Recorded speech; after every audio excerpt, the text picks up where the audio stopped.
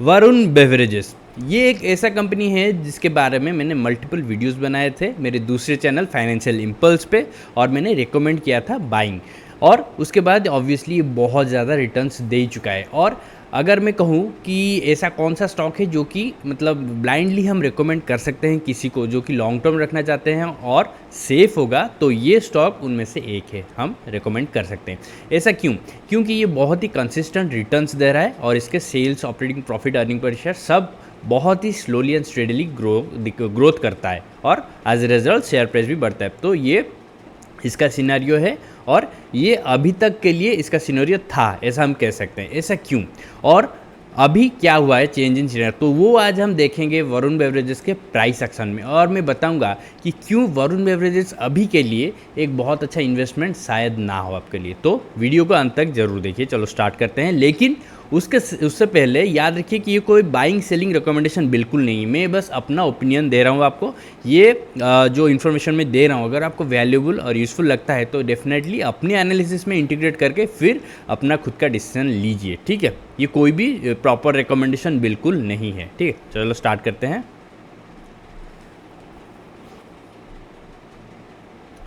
Alright, तो hello everyone and welcome back to financial affairs. तो ये मैंने वीकली चार्ट खोल रखा है वरुण बेवरेजेस के, और देखिए इसके कंसिस्टेंट रिटर्न की जो मैं बात कर रहा था वो आप खुद ही देख लीजिए। ये है 2016 जब इसका प्राइस 63 रुपीज़ था और अभी इसका प्राइस है 1426। तो कितना कंसिस्टेंट रिटर्न दिया है 2282%, ठीक है। और ये कितने साल में? ऑलमोस्ट 8 साल या फिर उससे कम, 8 साल से कम टाइम में इसने दिया है। और एक चीज़ नोटिस कीजिए, ये वीकली टाइम फ्रेम में आप जो देख रहे हैं, ये जो स्टेडी ट्रेंड इसका है ये है कोविड क्रैश, ठीक है। उसके बाद फिर से स्टेडी ट्रेंड, ठीक है। तो ये आपको रेयरली किसी स्टॉक में देखने को मिलेगा, ये मैंने दूसरे वीडियोस में भी कहा है मेरे दूसरे चैनल में, ठीक है। तो रेयरली किसी स्टॉक में देखने को मिलेगा, लेकिन अभी के लिए जो सिनेरियो है शायद बहुत ही ऑप्टिमिस्टिक नहीं है एज एन इन्वेस्टर। ऐसा क्यों है? तो चलो एनालिसिस करते हैं। तो देखिए, मैं अगर अभी के प्राइस एक्शन के बारे में बात करूं, ये है वीकली टाइम फ्रेम, और सबसे पहले मैं कैंडल स्टिक्स पैटर्न में ही कुछ चीज़ें दिखाना चाहता हूं, ठीक है। तो ये एक बड़ा सा रैली था और प्राइस 1220 के आसपास से लेके ऑलमोस्ट ये पहुंच गया 1520 पे, तो 300 रुपये बढ़ गया 4 कंजिक्यूटिव वीक्स में, ठीक है। ये 4 कंजिक्यूटिव में 300 रुपीज़ बढ़ गया, ठीक है। और उसके बाद क्या हुआ? उसके बाद देखिए एक बड़ा रेड कैंडल यहाँ पे देखने को मिला, फिर back to back red candles, लेकिन स्टॉक ने यहाँ पे बहुत अच्छा स्ट्रेंथ दिखाया, ठीक है। ये बैक टू बैक वीक्स हमें देखने को मिला, फिर एक बड़ा ग्रीन कैंडल, लेकिन उसके बाद क्या हुआ? उसके बाद एक बड़ा सा रेड कैंडल आया, और ये रेड कैंडल क्या है? ये एक बियरिश एनगल्फिंग कैंडल है, और ये बियरिश एनगल्फिंग कैंडल किस में फॉर्म हो रहा है? वीकली टाइम फ्रेम में। तो ऑब्वियसली इसका इम्पैक्ट बहुत ज़्यादा है और ये ज़्यादा इंपॉर्टेंट है, ये हम सिंपल वर्ड्स में कह सकते हैं, दैन डेली टाइम फ्रेम। ये वीकली टाइम फ्रेम पे फॉर्म हो रहा है बियरिश एनगल्फिंग कैंडल, तो बहुत बड़ी बात है। और उसके बाद फिर से क्या हुआ? यहाँ नीचे से फिर से स्टॉक ऊपर गया, लेकिन फिर से उसी लेवल पे रेजिस्टेंस हमें देखने को मिला। तो आप कह सकते हैं कि ये तो चलता रहता है, बार बार रेजिस्टेंस को टच करता है और फाइनली स्टॉक उसको ब्रेक करता है, तो इसमें नया क्या है? तो उसका आंसर मैं अभी देता हूँ। सबसे पहले मैं यहाँ पे एक लाइन ड्रॉ कर लेता हूँ, मैं इसको एक रेड लाइन से मार्क कर लेता हूँ, ठीक है। रेड लाइन से मार्क कर लिया, और अभी मैं स्विच करता हूँ लाइन चार्ट पे, ठीक है, ठीक है। तो ये देखिए लाइन चार्ट पे हम आ चुके हैं, और आप देख सकते हैं ये जो लेवल्स हम देख रहे हैं, ये यहाँ से थोड़ा सा नीचे है और ये फिर से ऊपर गया, ठीक है। लेकिन ऑलमोस्ट आसपास ही है, ऑलमोस्ट सेम हाइट के हैं हम कह सकते हैं, ठीक है। लेकिन उसके साथ हम और एक चीज़ देखेंगे जो कि होगा मोमेंटम इंडिकेटर, और वो होगा RSI, ठीक है। और ये है RSI इंडिकेटर, मैं इसको थोड़ा सा बड़ा कर लेता हूँ। तो देखिए आपको क्या प्रॉब्लम दिखाई दे रहा है, आप पॉज करके वीडियो में बताइए। तो देखिए सबसे सिंपल बात जो है वो ये कि वीकली टाइम फ्रेम में मूविंग एवरेज के नीचे आ चुका है RSI लेवल, लेकिन वो सबसे बड़ी बात नहीं है। सबसे बड़ी बात ये है, देखिए कितना बड़ा डाइवर्जेंस हमें देखने को मिल रहा है। मैं फिर से इसको ड्रॉ करता हूँ, इसका टच नहीं हुआ था। ये डाइवर्जेंस देखिए कितना बड़ा है, ठीक है। तो ये सबसे पहले डाइवर्जेंस। उसके बाद क्या हुआ? उसके बाद देखिए ये ऊपर गया, हायर हाई फॉर्म किया, लेकिन यहाँ पे RSI और भी नीचे चला गया, फिर से एक और डाइवर्जेंस। तो ये कौन सा डाइवर्जेंस है? ये एक बियरिश डाइवर्जेंस है, ठीक है। तो बियरिश डाइवर्जेंस जब हमें बैक टू बैक देखने को मिलता है तो क्या होता है? तो ऑब्वियसली इस केस में स्टॉक सडनली एक ड्रॉप दिखाता है मोस्टली, ठीक है, ड्रॉप दिखाता है और उसके बाद उसको रिकवर करने में टाइम लगता है। वरुण बेवरेजेस बिल्कुल भी एक ख़राब स्टॉक नहीं है। अगर आपका ये फेवरेट है तो याद रखिए ये मेरा भी फेवरेट है। मैंने बहुत सारे वीडियोस में मेंशन किया कि हमें फेवरेट स्टॉक नहीं रखना चाहिए। तो फिर मेरे फेवरेट का मतलब क्या है?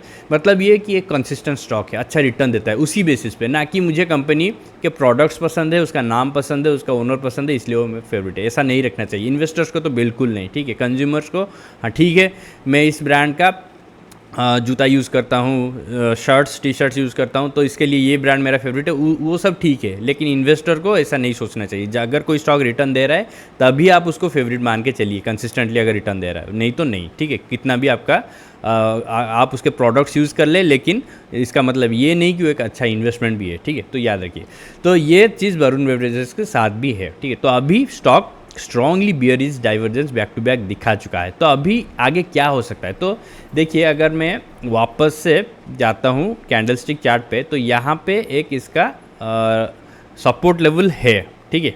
सपोर्ट लेवल यहाँ पे है, लेकिन इसका कोई गारंटी नहीं कि यहाँ पे ही रुकेगा, ठीक है। जितना बियरिश दिखने को मिल रहा है वो शायद उसके नीचे भी चला जाए, लेकिन ये इसका ये मतलब नहीं है कि क्रैश हो जाएगा, ये कभी रिकवर नहीं कर पाएगा। बस प्रॉब्लम ये है कि अगर ये अभी आपको अच्छा रिटर्न नहीं दे रहा है, अभी आप जानते हैं कि जून 4-5 से बहुत बड़ा 3-4 से बहुत बड़ा रैली स्टार्ट हो सकता है, ऐसा सब सोच रहे हैं।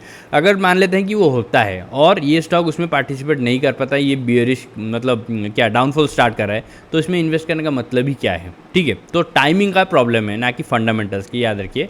और उसी वक्त मुझे जो लगता है ये स्टॉक शायद 50 लेवल या RSI को टच करेगा, थोड़ा सा नीचे जाएगा, फिर यहीं पे थोड़ा ऊपर नीचे ये होगा और उसके बाद फिर से स्ट्रेट दिखा के ऊपर आएगा और उसी वक्त ये मूविंग एवरेजेस भी ये इसको सपोर्ट देना स्टार्ट कर चुका है। तो ऐसा एक सिनेरियो बन सकता है। तो आप मान के चलिए जुलाई या अगस्त तक शायद ही रिकवर करके फिर से ऊपर जाए, तो ऐसा हो सकता है। लेकिन अगर आप एक स्विंग ट्रेडर हैं, पोजिशनल ट्रेडर है, आपको 15-20% प्रॉफिट आप ऑलरेडी इसमें अर्न कर चुके हैं, तो मेरा ये मानना है कि आप इसमें से एग्जिट करना आपके लिए एक अच्छा ऑप्शन है। लेकिन ऑब्वियसली ये कोई बाय सेल रिकमेंडेशन नहीं है, ये आपके ऊपर है। मेरा ये बस पर्सनल ओपिनियन है, एनालिसिस के बेसिस से, फैक्ट्स के बेसिस से, प्राइस एक्शन के बेसिस पे, ठीक है। ना कि कोई ऐसे ही रैंडमली कुछ भी दिमाग में आया हम बोल दिए, ओपिनियन दे दिए, ऐसा नहीं है। हमें प्राइस एक्शन क्लियरली बता रहा है कि यहाँ पे बियरिश डाइवर्जेंस फॉर्म हो चुका है, स्टॉक वीक हो रहा है।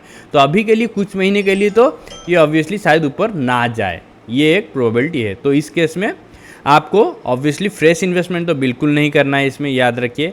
और अगर आपके एग्जिस्टिंग इन्वेस्टमेंट इसमें हैं तो, और अगर आप स्विंग ट्रेडर है, ना कि सुपर लॉन्ग टर्म इन्वेस्टर जो कि 5 साल 7 साल और मल्टी बैगर आपको बन चुका है, तो आपके लिए ये नहीं है। आप उसको होल्ड कीजिए, कोई प्रॉब्लम नहीं है, फंडामेंटली अच्छा स्टॉक है।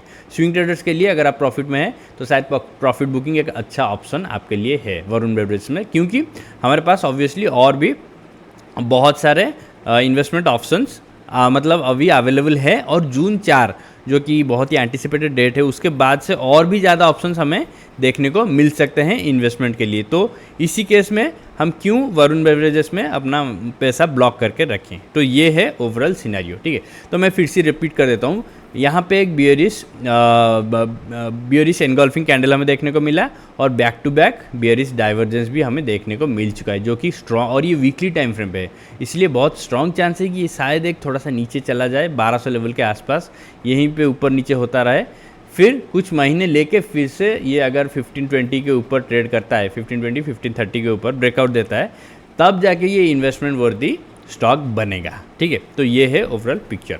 तो यही था वरुण बेवरेजेस के बारे में अपडेट। आई होप ये वीडियो आपको इन्फॉर्मेटिव लगा होगा। अगर लगा है तो वीडियो को लाइक कीजिए और चैनल पे नहीं है तो सब्सक्राइब कीजिए, और मेरे दूसरे चैनल को चेक करना ना भूलिए, फाइनेंशियल इम्पल्स, वहाँ पे भी आपको बहुत सारे इन्फॉर्मेटिव कंटेंट मिलेंगे, ठीक है।